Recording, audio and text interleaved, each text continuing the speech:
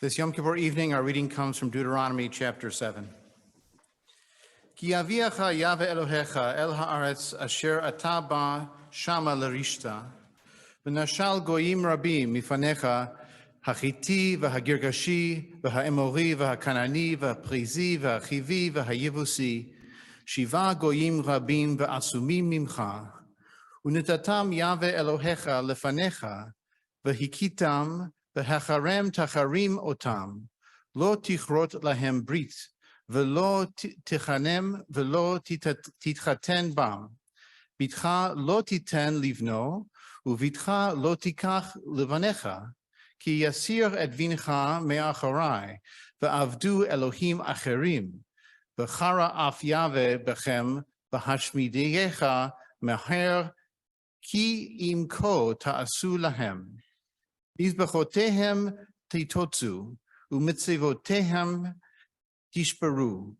ve'asherehem tigadeun, upesilehem tisrefun ba'esh. Ki am kadosh ata liyave Elohecha, bachar Yahweh Elohecha lehiot lo la'am segula, mikol ha'amim asher al penei ha'adama.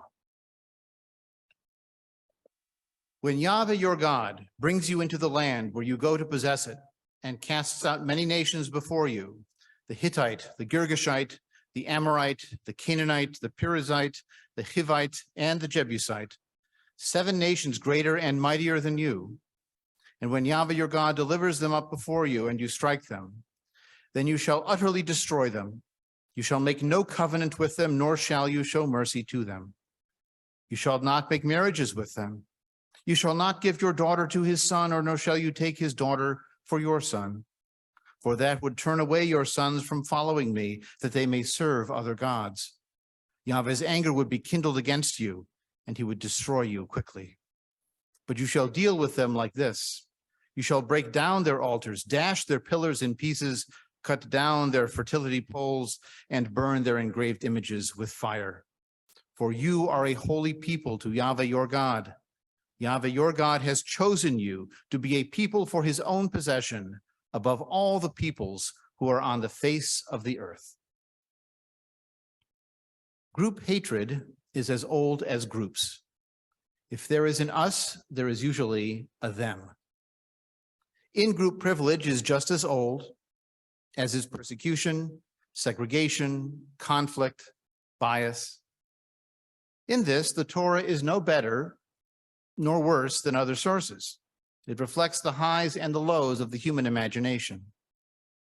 The only consolation here is that this cultural genocide never actually happened. It was written after the destruction of Jerusalem to explain the disaster while saving the reputation of the Hebrew God and his priests. If the Judeans had been warned centuries in advance not to worship other gods and to mix with other peoples, it is their fault the temple was destroyed. Being chosen can also mean that it's always your fault. The creation narrative claims a common origin and essential equality for all humanity. The chosen people story claims that some people are more equal than others. Yet some reject that latter narrative too far. They declare that any separate peoplehood is inherently a claim to chosenness, superiority, apartness, to translate the Afrikaans. The Jews are different and unique, like all peoples are different and unique. The Holocaust scholar Yehuda Bauer once described us as a piccolo in the orchestra of humanity, a very small instrument. But if we do not play that piccolo, there will be no piccolo in the world, and we can play in harmony with other peoples. In Deuteronomy, the Jewish people is described as an am kadosh, a holy nation, both a religious tradition and an ethnos, a people of descent and claimed affinity, as we sometimes say, the tribe, or even the mishpacha, the family. Humanistic Jews understand Jewish identity as an extended family. So what do we do with the concept of holy? In English, holy implies supernatural. But as I learned from my Israeli colleague, Rabbi Sivan Mas, in Hebrew, the root kadosh really means set apart.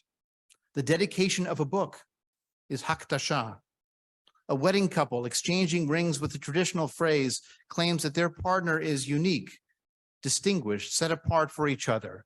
Mekudash, Mekudeshet. The Jewish family is both diverse and open and persistently unique. If we do not see our Jewish family as holy in the supernatural way, it is still Mekudeshet. It is still set apart for us. After all, being part of and loving our family does not make us a worse person. It makes us all the more human.